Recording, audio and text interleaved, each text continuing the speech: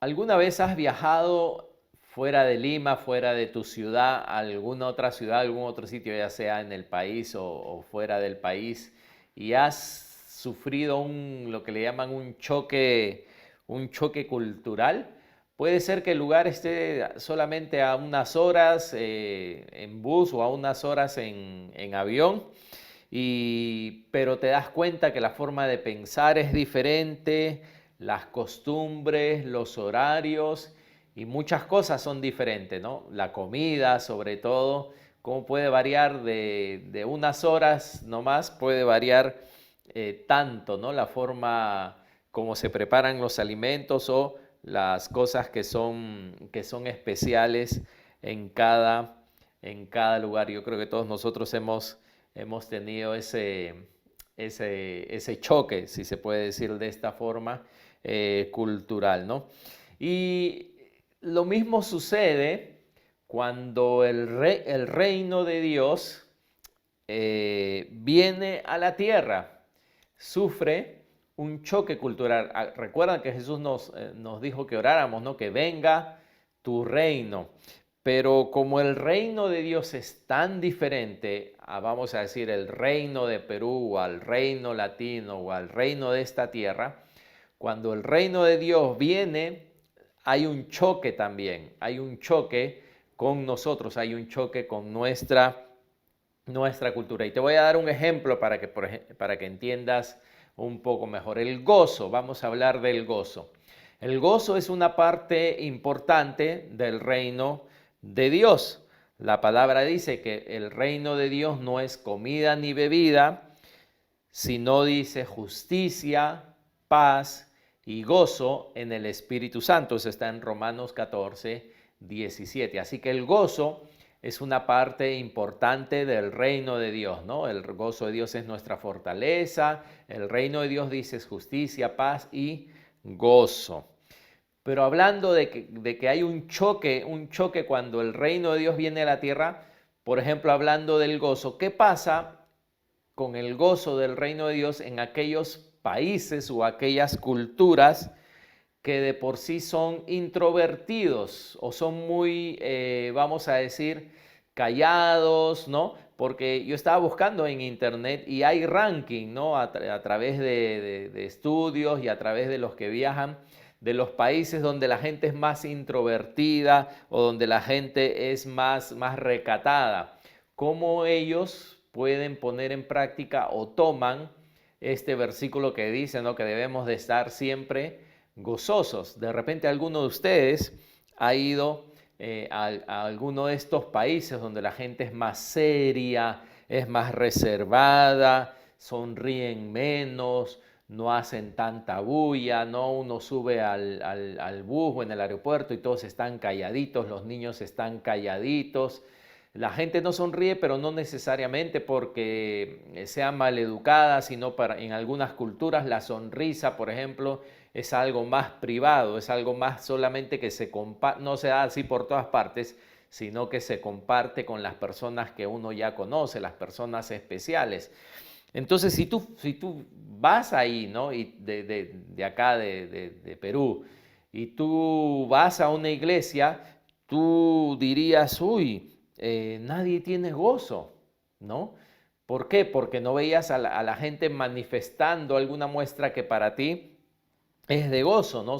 Son más reservados. Para ti sería fácil juzgar los que no tienen gozo. ¿Por qué? Porque hay un choque cultural. Sin embargo, lo contrario, ¿no? Si viajas a un país caribeño, los países más alegres eran algunos en el Caribe, otros en África también, ¿no? Si viajas a uno de estos lugares donde la gente es súper social, súper jovial, donde subes a transporte público y comparado con estos otros países que están todos calladitos, nadie dice nada, en silencio. En vez de eso está la música, el que sube a veces le cambia la radio al chofer, están haciendo bulla, si es una canción conocida, todos se ponen a cantar, tú dirás, wow, ¿no? Esta gente sabe expresar el gozo, pero de repente es algo más cultural que espiritual. Es porque la cultura es así. ¿Cómo poder juzgar cuánto gozo tiene una cultura más reservada y cuánto gozo tiene una cultura que son más reilones de por sí, que son más extrovertidos de por sí? Porque el gozo no necesariamente quiere decir que te ríes todo el tiempo, ¿no? Entonces, si te das cuenta, hay un choque cultural. Ahora, yo creo que cada uno aquí puede juzgar su propia cultura. A ver, ¿cómo somos nosotros, no? ¿Cómo somos nosotros? Nosotros somos muy reservados, somos muy serios, o nosotros tendemos más bien como latinos, como peruanos, a ser un poquito más escandalosos, con sus excepciones, por supuesto, ¿no? A ser un poquito más escandalosos o a ser un poquito más joviales. Es cierto que si acá tú ves a una persona que de repente no está sonriendo, no está, tú te preocupas y tú dices, ¿le pasará algo? Tú dices, ¿por qué está serio? ¿No? ¿Cuántas veces se te han acercado de repente y tú estás, no es que estás necesariamente deprimido, nada, pero ese día no te estás riendo mucho y se te acercan y te dicen, ¿qué te pasa? Te veo preocupado y tú dices, no es preocupado, pero es porque nuestra cultura es como que juzga más por eso, te juzga más por lo que ellos ven externamente como tu estado de ánimo, ¿ok? El reino de Dios choca con nuestra cultura. Pero ahora yo quiero hacerles recordar algo que dijimos la reunión pasada, y es que a pesar de que parece que este mundo está a la deriva y Satanás hace lo que quiere con este mundo y las naciones hacen lo que quiere, la palabra nos dice que las naciones maquinan y Dios se ríe de ellas. Eso es lo que la palabra dice, ¿no? Que acá los reyes, los príncipes planean y hacen todos sus planes y Dios desde los cielos dice, se ríe. Dios gobierna al final sobre todo y como decía en el libro de Daniel, decía que el Altísimo tiene el dominio del reino de los hombres y que lo da a quien Él quiere. ¿Recuerdan, verdad? Sí lo recuerdan. Pero también vale la pregunta si Dios al final es el que tiene acá el gobierno, ¿por qué no se ve el gobierno de Dios en la tierra? ¿Por qué no se ve la mano de Dios? ¿Por qué así como vemos la maldad por todas partes, ¿no? Y el diablo manifestándose a través de hombres, ¿por qué prácticamente casi no se ve a Dios? Si la Biblia dice que Él es el Altísimo, que Él gobierna, que Él pone los reyes, Él quita los reyes, que Él tiene el control, ¿por qué no se ve tan claramente? Y yo quiero quizás recordarte algo, decirte algo que tú no sabías, y es que Dios actúa en esta tierra por invitación del hombre. Dios actúa en esta tierra por invitación del hombre, porque Dios le dio al hombre el dominio sobre esta tierra. Es como por ejemplo, ¿no? En tu caso, Dios cuántas veces no habrá querido salvarte, Dios cuántas veces no habrá querido evitar tantas cosas en tu vida y venir a tu vida de repente cuando tú eras niño, cuando tú eras jovencito, y Dios con todo su corazón entregó a su Hijo para salvarte. Pero Dios nunca se forzó sobre ti hasta el momento que tú lo invitaste, hasta el momento que tú reconociste tu necesidad de Él, hasta el momento que tú oraste, que tú confesaste, como dice la palabra, si confesares con tu boca que Jesús es el Señor y creyeres en tu corazón que Dios le levantó de los muertos, dice, serás salvo. Así que Dios, con todo lo poderoso que Él es y con todas las huestes angelicales, Él no se forzó, Él te habló, Él te tocó y fue por supuesto a través del toque de su Espíritu Santo que tú creíste, ¿no? Que tú creíste, es una obra ahí conjunta, que tú creíste en Él y fuiste salvo, ¿no? Entonces, quiero hoy día que veamos esto, ¿no? En el caso de la salvación habla de una confesión, de una oración, la importancia de la oración para que Dios pueda intervenir en los asuntos de la tierra. Pero este tema de la oración, del cual es súper extenso, hoy día solamente estoy centrándome en una parte muy pequeña. Este tema de la oración que pertenece al reino también, que es algo que, vamos a decir, el hombre no lo inventó, sino que Jesús nos habló de ella. Cuando pensamos en la oración o cuando tenemos vamos a decir, cuando leemos en la Biblia acerca de la oración, así como les di un ejemplo, la oración también sufre un choque cultural cuando viene a nosotros. La oración sufre un choque cultural cuando viene a nosotros. Y por eso les decía hace un momento que un poco nos examinemos a nosotros mismos cómo somos, si somos sentimentales, si somos más que razonamos, si somos más serios, si somos... Y en sí como latinos, y vamos a decirlo así, porque a menos no, con algunas excepciones aquí, no es verdad que usualmente primero somos más emocionales o reaccionamos con nuestras emociones y después recién pensamos y después, vamos a decir, nuestro razonamiento toma el control. ¿No te pasa muchas veces cuando te preguntan algo, lo primero que tú dices y después tú piensas y tú dices, no, ¿verdad? Yo creo que no debía haber dicho esto, yo creo que no estuvo mal eso. ¿Por qué? Porque muchas veces reaccionamos más basados en nuestros sentimientos de por sí. Y de hecho sí, esto lo pueden comprobar. Yo sé que estamos hablando desde dentro de casa, pero la gente en otros lugares del mundo nos ve a nosotros como muy sentimentales, muy reaccionarios a los sentimientos o a las cosas que nos acontecen, ¿no? A veces somos más drama que razón. Y si se dan cuenta, no les he dicho que es pecado, por favor, no les he dicho nada de eso, pero no vaya a ser que el reino de Dios esté chocando con nuestra cultura y sobre todo en este tema de la oración. La oración sufre un choque cultural con nosotros porque a veces solo oramos si sentimos orar o si nuestras emociones se despiertan. Por eso escuchamos la frase, no tengo ganas de orar, hoy no he sentido orar. Cuando uno dice esto, uno está admitiendo que lo que lo mueve a uno orar son sus sentimientos o sus emociones. ¿Sí o no?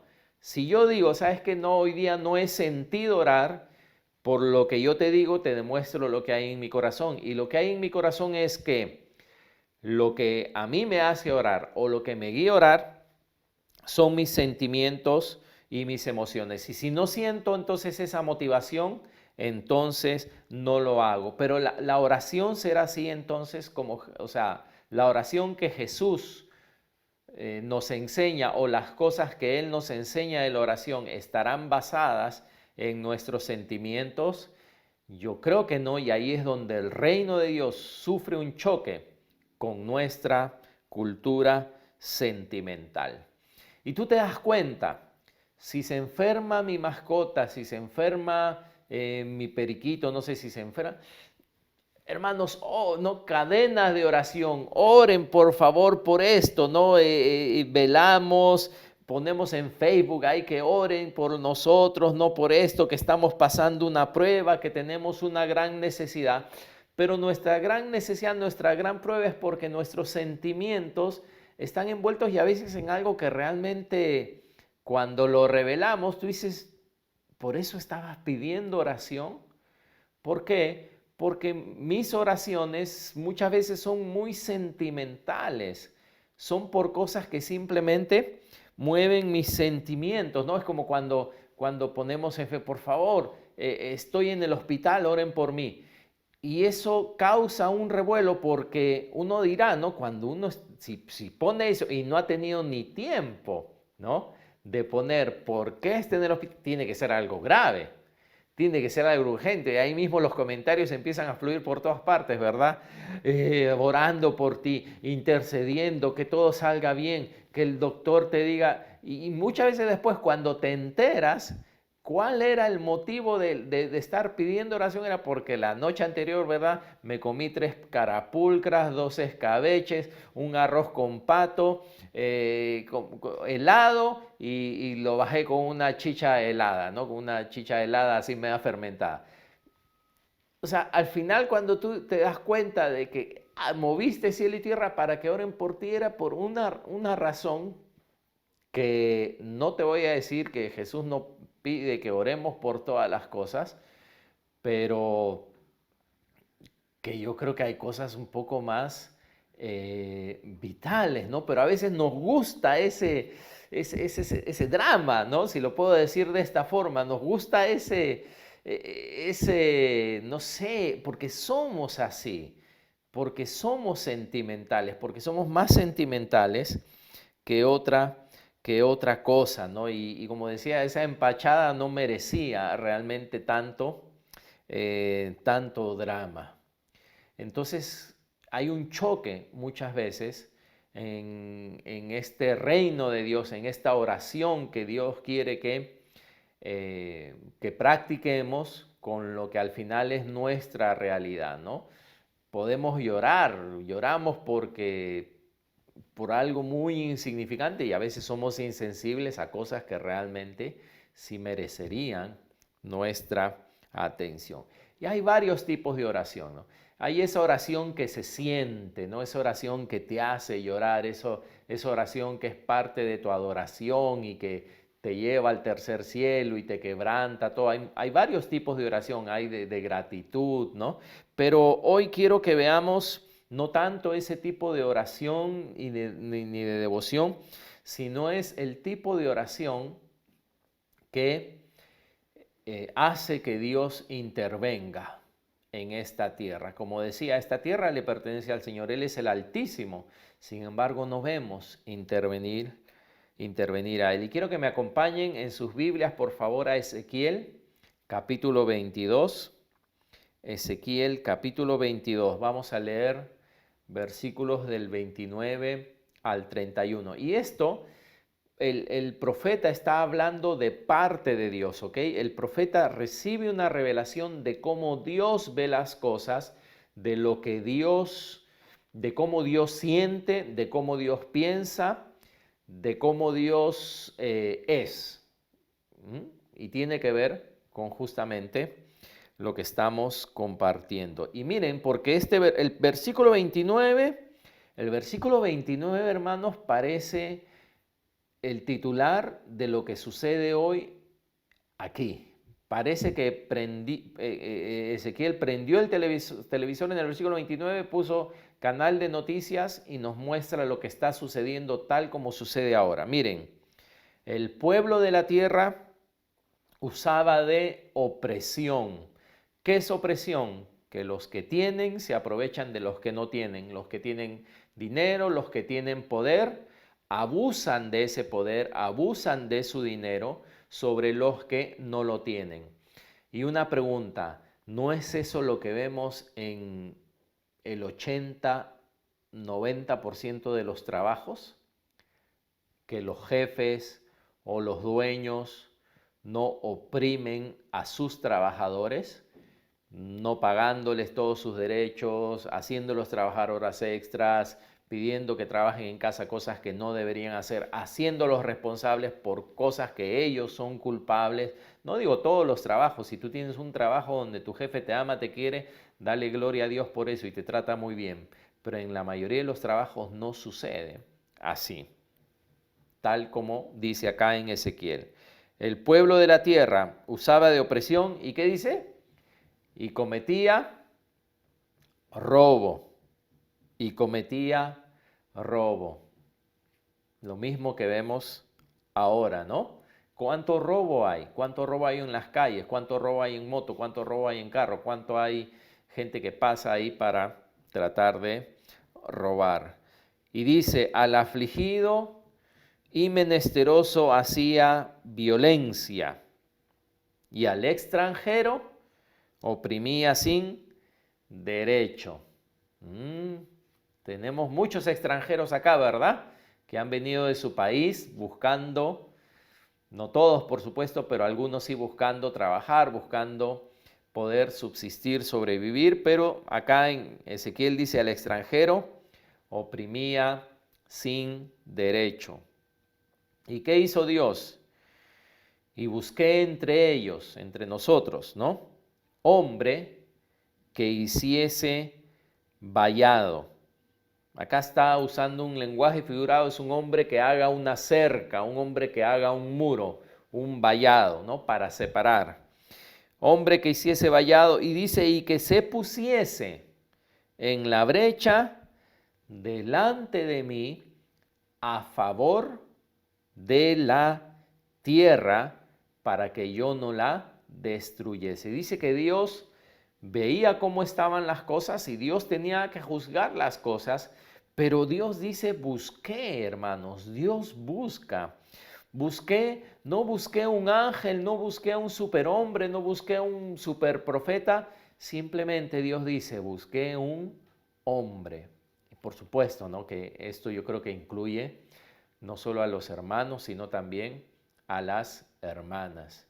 Dice, busqué hombre que hiciese vallado, que se pusiese en la brecha. O sea, que Dios está buscando a alguien, un ser humano, un hombre, que se ponga y que haga algo, que intervenga para que Dios pueda hacer algo diferente, ¿no? Y dice que se ponga a favor de la tierra. Y dice, y no lo hallé. Dios buscó y no encontró a un hombre que pueda ponerse ahí en la tierra, que pueda ponerse a favor de la tierra, que por medio de su clamor, por medio de su oración, Dios pudiera intervenir. Y miren lo que dice Dios, porque yo sé que esto para mí, yo diría, no, Dios al final hace lo que quiere, Dios al final es soberano. Y sí, es cierto, Él no deja de ser soberano. Acá simplemente estamos leyendo lo que Dios habla de sí mismo, de cómo Él piensa. Y el versículo 31 dice, por tanto, como Él no halló un hombre que se ponga en la brecha, dice, por tanto derramé sobre ellos mi ira. Con el ardor de mi ira los consumí. Hice volver el camino de ellos sobre su propia cabeza, dice Jehová, el Señor. Esto es tremendo, ¿verdad? Esto es tremendo porque la gente está andando, merece que el juicio caiga y Dios busca a un hombre que intervenga. Y esto o sea, es bien profundo, ¿verdad? Porque fíjate que es un hombre, comparado con Dios si lo pensamos ahora sí. El salmista dice que es el hombre, ¿verdad? Para que te acuerdes de él, para que tengas de él memoria. ¿Qué es el hombre comparado con Dios? El hombre es una pieza, ¿no? Pequeña, es algo pequeño. Sin embargo, el hombre, por ser aquel a quien Dios le dio el dominio sobre esta tierra, este hombre tiene poder de clamar a favor de la tierra y que Dios le escuche. Sin embargo, como no hubo un hombre aquí, dice que Dios tuvo que castigar la tierra. Como dice, creo que esta es la traducción en lenguaje actual, creo que decía el versículo 30. Dice, yo he buscado entre ellos a alguien que los defienda, alguien que se ponga entre ellos y yo, y que los proteja como una muralla, alguien que me ruegue por ellos para que no los destruya. pero no he encontrado a nadie. Eso es lo que dice ese versículo 30. Entonces, aquí, otra vez, si esto lo hubiera escrito lo que yo creo de Dios, yo diría, no, Gustavo, tú estás mal porque como tú, o sea, como Dios al final no va a hacer lo que quiere. Pero esto es lo que el profeta está hablando, que Dios mismo está expresando, que Dios buscó a un hombre para actuar de una forma diferente. Y como no lo halló, él tuvo que actuar porque si te das cuenta, la palabra dice que Dios no se complace en la muerte del impío. Dios no es un viejito renegando buscando matar a toda la gente. Dios no se complace, dice su palabra, en la muerte del impío. Pero a la vez Él es justo y Él tiene que juzgar el pecado. Entonces Él está esperando que alguien se ponga ahí en medio, entre esas dos, entre esa disyuntiva, ¿verdad? De actuar a favor del pecador o de tener que juzgar al pecador, alguien que se ponga a favor de la tierra. Y ese alguien no tiene que ser un ángel, no es un arcángel, ese alguien es un hombre. Es un hombre solamente que se ponga allí. Y entonces, según en este pasaje, no hay duda acá de que esta es una muestra de cuánto Dios quiere actuar a favor de la tierra, pero si no encuentra a alguien, como decía, que lo invite, si no encuentra a alguien que le dé ese lugar, que le abra esa puerta legalmente, que ore, que clame a favor de la tierra, que interceda a favor, que se ponga de acuerdo, conociendo a Dios, que sepa qué es lo que Dios quiere hacer, Dios no impone su reino.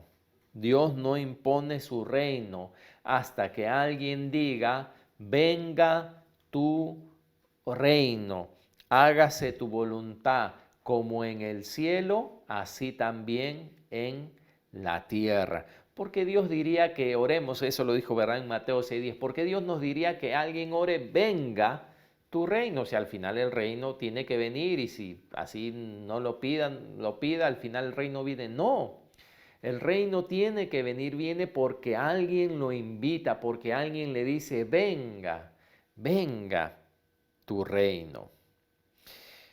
Y si pueden acompañarme a Mateo 18, por favor, porque Jesús lo dijo, acá también le enseñó esto a sus discípulos respecto a esta oración de intervención, si se puede decir, ¿no? La oración para que Dios intervenga en esta tierra. Aparte de la oración, como decía, ¿no? De adoración, de alabanza, que dice que nuestras alabanzas no suben como un perfume grato a Dios. Este es el tipo de oración para que Dios intervenga en la tierra y que no es muchas veces una oración muy sentimental, si se puede decir, ¿no? Muy que nace de nuestros sentimientos, porque nuestros sentimientos solo, si dependemos de nuestros sentimientos para orar, solo oramos por lo que nos interesa y solo vamos a clamar por lo que nos va a interesar. Mateo 18 les dije, ¿verdad? Ya lo tienen ahí, versículos 18 y 19, esta es la nueva traducción viviente. Jesús les dijo a sus discípulos, les digo la verdad, todo lo que prohíban, fíjense, todo lo que prohíban en la tierra, primero es en la tierra, será prohibido en el cielo. Y todo lo que permitan en la tierra será permitido en el cielo. También les digo lo siguiente, si dos de ustedes se ponen de acuerdo aquí en la tierra con respecto a cualquier cosa que pidan, mi Padre que está en el cielo, dice, la hará. Porque son estos dos reinos que están en conflicto, ¿no? El reino de Dios y esta tierra. Ahora, el cristiano, el Hijo de Dios, es aquel que debe de orar, Señor, que venga tu reino aquí, para que Dios pueda manifestarse en esta tierra. Es justamente que el cristiano tiene que tú y yo tenemos que pedir, orar la intervención de Dios, ponernos de acuerdo, como dice acá su palabra, ¿no? Y ustedes conocen esta otra versión cuando dice, ¿no? Si dos de ustedes ataren, dice, ¿no? Lo que ataren en la tierra será atado en el cielo y lo que desataren en la tierra será desatado en el cielo. Quiere decir que Dios está esperando que aquí en la tierra nosotros atemos y desatemos y nos pongamos de acuerdo con lo que queremos que Dios haga. Y escúchenme, Dios es soberano y esto no lo digo contra la soberanía de Dios ni nada. Dios hace lo que desea, etcétera, etcétera. Pero justamente Él vamos a decir, ha dado leyes, Él mismo ha dado autoridad y cuando Él da autoridad, Él no la quita. Y al hombre le dio la autoridad para que gobierne en esta tierra. Y al cristiano Dios le ha dado la autoridad para que por medio de lo que Él pide, por medio de lo que Él se pone de acuerdo, Dios intervenga y responda aquí en la tierra. Y la única conexión del cielo con la tierra es a través de la iglesia. Dios muestra, dice, su multiforme sabiduría a principados y a potestades. ¿Sabes cómo la muestra? Dice Efesios, a través de su iglesia. Su iglesia es esta conexión del cielo con la tierra. ¿Recuerdan cuando Jacob soñó? Él durmió y soñó. Y dice, y vio una escalera que estaba apoyada en tierra. Él soñó y vio una escalera que estaba apoyada en tierra. Y dice, su extremo tocaba el cielo. Y aquí ángeles de Dios que subían y descendían por ella. ¿Recuerdan?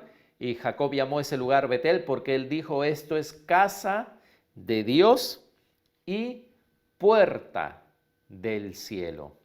Llamó al lugar donde él estaba, casa de Dios y puerta del cielo. Ahora, Jacob, como todos nosotros, él sabía y entendía que Dios, que la casa de Dios no está, no en esta, Dios habita en los cielos, ¿verdad?